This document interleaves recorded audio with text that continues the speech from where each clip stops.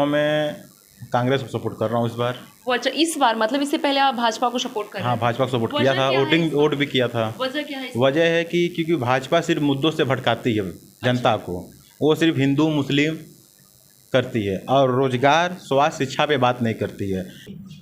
नहीं है। अब रहा सवाल, सिर्फ एक चीज़ है, पकौड़ा तलना। तो पकौड़ा तलना भी एक रोजगार में आता है। हर आदमी का एक क्षमता है, हर आदमी की काबिलियत है।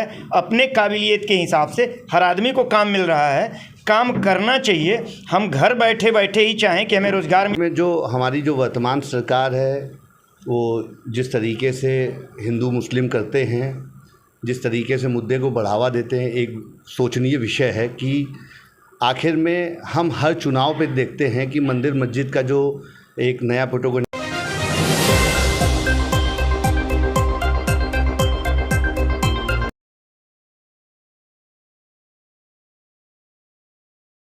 पांचवा फेज पार, किसकी जोर इस बार? लोकसभा चुनाव वाराणसी की बात करें तो महज कुछ ही दिन रह गए चुनाव में। नौकासी के समाचार हर एक क्षेत्र में जाकर हम लगातार आपको चुनाव से पहले ही चुनाव का रुझान ये दिखा रहे हैं कि आखिर जनता के बीच की समस्या क्या है और जनता किसको चुनेगी। इस वक्त हम आ चुके हैं वाराणसी के अधिवक्ताओं के बीच में, तो उनसे हम जानने की कोशिश करेंगे कि आखिर 24 चुनाव में वो किसको वोट करेंगे और आने वाले जो दिन है उसमें किसके चुनाव करेंगे। जी, अपना परिचय दीजिएगा। मैं मंगलेश दुबे एडवोकेट, वाराणसी कचहरी में वकालत करता हूँ। सर, इस बार चुनाव है 24 का, तो 24 चुनाव में आप किसको सपोर्ट करेंगे? देखिए, अभी तक तो हम लोगों को ये लगता था कि भारतीय जनता पार्टी की सरकार आम आदमी के जीवन में जो सहूलियतें देने का वादा कर रही है वो कर पाएगी, लेकिन अब हम लोग कुछ नाउम्मीद हैं। मतलब तीसरी बार लगातार भाजपा 2014-2019 के बाद 24 में उम्मीदें आपको भाजपा से कम नजर आ रही, इसकी क्या वजह है? इसकी वजह ये है कि उनका जो अपना वादा था, जो उनके मैनिफेस्टो में था, इसमें शिक्षा सस्ती होगी, स्वास्थ्य सुविधाओं का विस्तार होगा, आम आदमी की पहुंच में होंगी, दवाओं के दाम गिरेंगे, ज़रूरी जिन्सों के दाम गिरेंगे, पेट्रोल की कीमतें अंतर्राष्ट्रीय बाज़ार में गिरी, उसके बाद भी यहाँ पेट्रोल 100 रुपये पर स्थिर है। और इसके अलावा कुछ और ज़रूरी चीज़ें जो हैं वो नहीं वो कर पाए। कानून और व्यवस्था की स्थिति पर ज़रूर कुछ काम उन्होंने किया है, ऐसा कहा जा सकता है। कानून और व्यवस्था की स्थिति पे काम किया। मेरा नाम ज्योति शंकर उपाध्याय है। 24 चुनाव में आप किसको सपोर्ट कर रहे हैं?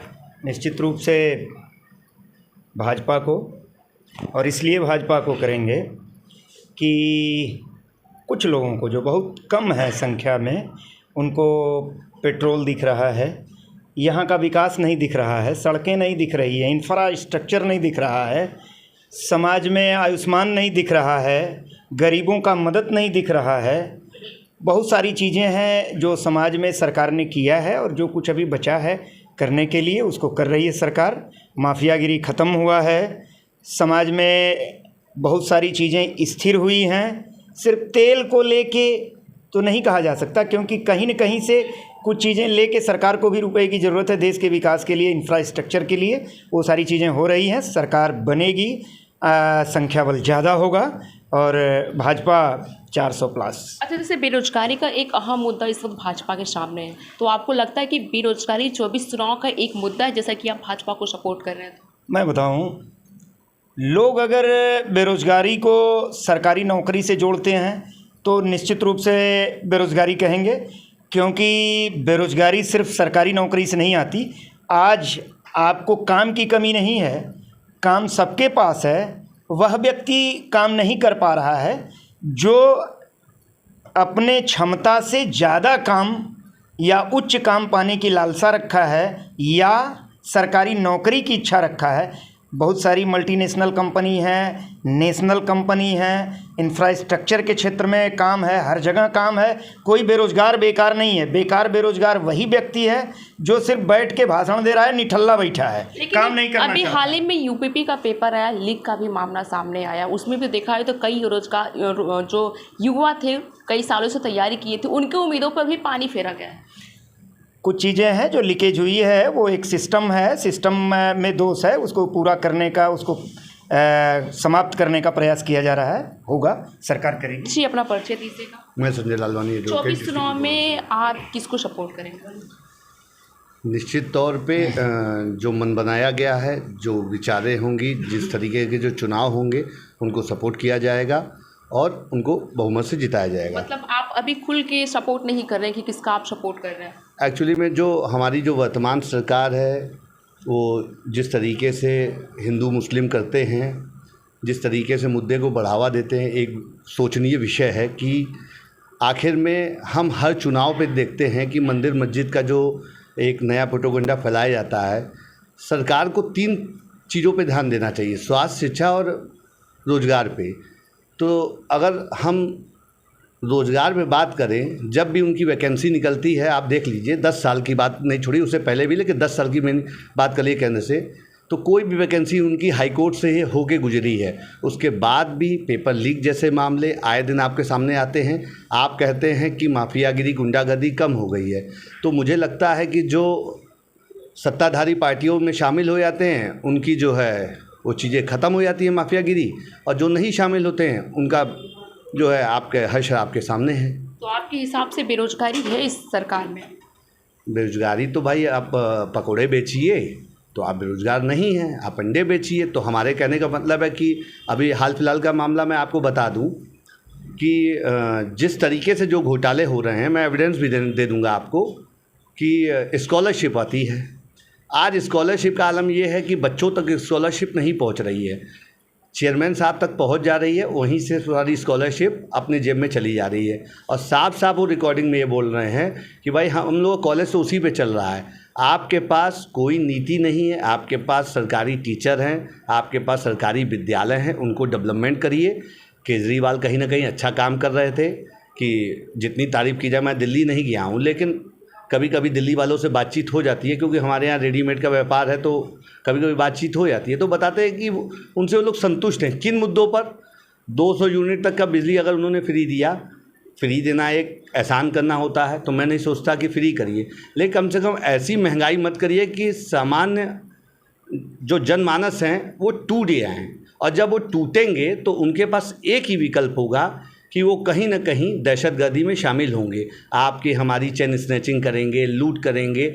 वो पकोड़े बना के और वो धरातल पे आके काम करके, क्योंकि उनका पेट नहीं पल पाएगा, वो अपने बच्चे को अच्छी एजुकेशन स्कूल में नहीं दे पाएंगे। मतलब आप कह रहे हैं कि बेरोजगारी की वजह से थोड़ा करप्शन को बढ़ावा मिलेगा, चैन स्कैनिंग, चोरी आदि के? बिल्कुल मिलेगा और मिल रहा है। आप किसी भी थाने पर चले जाइए बनारस के, चूँकि हम लोग अधिवक्ता हैं, हम लोग सामने सारी चीज़ें आती हैं, लोग आते हैं। एफआईआर दर्ज न करना, सिर्फ आप जो ऑनलाइन से सबमिट करना सोचते हैं कि ऑनलाइन ना दिखे, डीसीआरबी में आप चले जाइए कि डाटा ना दिखे, तो आप कहीं ना कहीं आजकल तो बड़े बड़े मामले जो है 307 के मामले जो है पुलिस बिना लिखे ही रफा दफा कर देती है, उसे 151 का चालान बना दिया जाता है। तो ये सभी जानते हैं अधिवक्ता, ऐसी कोई बात नहीं है, सारी चीज़ें सामने है, दिख रही हैं। और ऐसा नहीं है, कहीं ना कहीं अगर हम मानते हैं कि मजबूत नेतृत्व के हैं, उनके भाई वो कहते हैं कि हमारे आगे पीछे कोई नहीं है, तो निश्चित तौर पे भाई हमारे यहाँ के सांसद हैं, देश के लोकप्रिय प्रधानमंत्री हैं, हमारे भी प्रधानमंत्री हैं, बिल्कुल सम्मान करते हैं और निश्चित तौर पर जनता उनको सराखों पर बैठा रही है। तो निश्चित तौर पर जो भी हो, क्योंकि कोई फाइट नहीं है, लेकिन फिर भी फिर भी मैं ये कहना चाहूँगा कि अगर आप इन मुद्दों पर, जिन मुद्दों पर आप आ रहे हैं बार बार एक ही चीज़ें हिंदू मुस्लिम करके, उन मुद्दों पर ना आके शिक्षा, रोजगार और स्वास्थ्य पे ध्यान। आपके हिसाब से हिंदू मुस्लिम का टॉपिक है, शिक्षा, रोजगार और स्वास्थ्य की बात नहीं हो रही? नहीं हो। जी, आप बताइए, शिक्षा, रोजगार, स्वास्थ्य की बात, भाजपा को आप सपोर्ट देखें तो पहले ये बता दीजिए। देखिए, हम एक लाइन का जवाब देना चाहेंगे। एडवोकेट नवनीत उपाध्याय हमारा नाम है।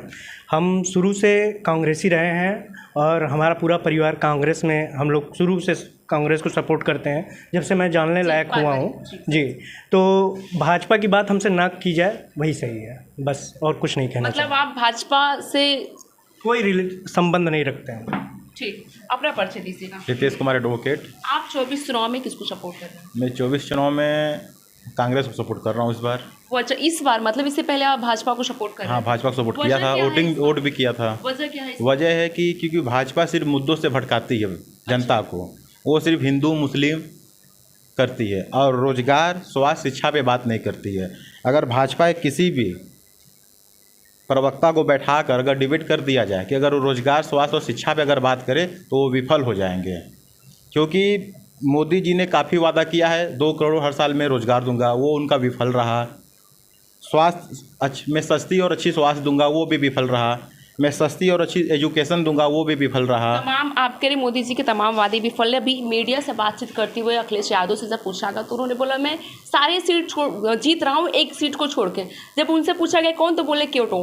पूछा गया Kyoto in the sense Varanasi, तो बोला हाँ वाराणसी वो भी क्योटो, अभी वो लड़ाई में है। नहीं, ये तो ऐसी कोई बात नहीं। यहाँ से कांग्रेस सीट निकाल रही है, अजय राय जी निकाल रहे हैं सीट। एक पूर्वी उत्तर प्रदेश की बात किया जाए, गंजारी स्टेडियम में, सिगरा स्टेडियम का फेज़ 2 है, हाईवे है, तो ये भी एक मुद्दा रहेगा चुनाव के लिए भाजपा को। देखिए, ये सब मुद्दा तो एक कांग्रेस का ही 10 साल पहले की योजना है, जो कि इसको मोदी जी ही बस पूर्ण रूप से चला रहे हैं, और ये योजना तो कांग्रेस का ही है। आप इतिहास उठा के देख लीजिए 10 साल पहले का। प्रधानमंत्री उस समय हमारे डॉक्टर मनमोहन सिंह जी थे, उनका ही सारा ये रोड, रोपवे, जो भी है सारा ये योजना कांग्रेस का ही रहा।